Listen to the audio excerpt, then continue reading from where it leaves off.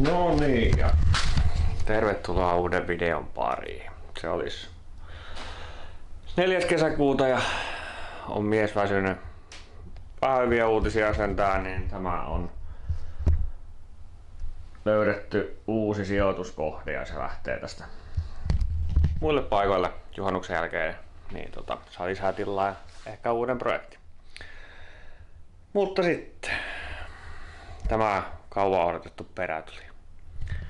Eikä siinä halpahan tämä oli. Enkä olisi nyt sen enempääkään tutkinut tätä, mutta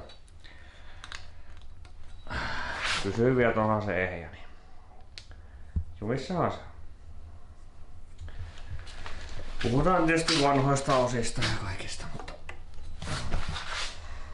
tää nyt kattoo, että mä oon tehnyt silleen just, että puron pikkusen ja kato, että onko siellä jotakin ihmeellistä ennen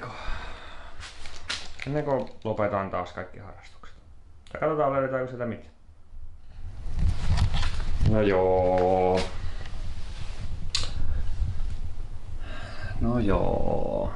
Kaiken lisäksi on vielä kemppipärä. Ei tässä nyt mikään muu harjoita muuta kuin se, että kun kysyy, että onhan se ehjä. Se oli ehjä. Niin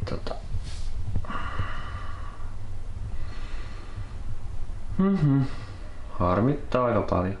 Tää ei oikein tuo vaan tätä lisämotivaatiota taas rakentamiseen.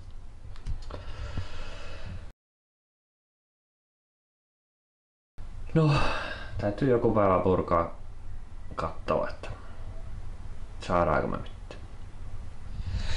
Joo, se olisi lauantai eli pari päivää siitä, kun tää avattiin ja kuvasi ton äskeisen pätkän, kun oli aika iloinen kiviä kaiken lisäksi, niin siltähän se näyttää, mutta ei se auta kun purkaa ja katsella, että mikä siellä on.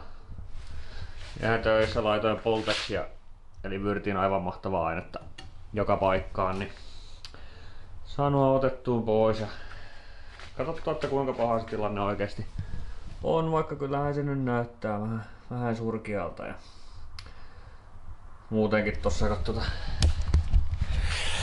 Tuli eilen koe ponnistettua tätä parisuudetta, kun toinen oli vielä kipeänä, niin katteltiin sitten Riftmastersin Suomi-osakilpailun lajittelut tuossa olkkarissa, niin en uskaltanut tänään, niin ajattelin laittaa tuon varmaan tuohon jerrykannun päälle tabletin pyörimään ja sehän just se alkaa. Niin samaan aikaan kun tuntuu, että nykyään kaikki aina multitaskää ja katsoo jotakin kun ne tekee, niin kokeillaan jos itsekin pystyisi siihen.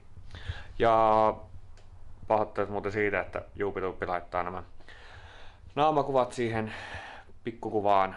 Mä yritän opetella, että mä otan kuvia, minkä mä laitan siihen, kun mä en ole siihen paneutunut ja sitten miettinyt vaan, että minkä takia se aina ottaa naamakuvan, mutta se on joku varmaan algoritmi ottaa sieltä, että tekee. Niin katsotaan, niin jos saatais vaikka tosta perästä otettua nyt tässä pikkukuva. Mutta joo, jos tuossa vähän puran niin ihmetellään hetken päästä, että mitä kaikkea sieltä löytyy. Joo, täällähän heti löytyy jo käsijarrua vähän itseltä, mutta ihan ok lähtee pultit irti ja tuolla ja tuli jopa hälykeikkakin, niin kai tää tämmöstä yhden sortin multitaskäämistä on sitten itelläkin tämä homma. Joo, tässä kävi nyt sillä että ei tonne varmaan saa sillä laitettua, mutta valoa ei.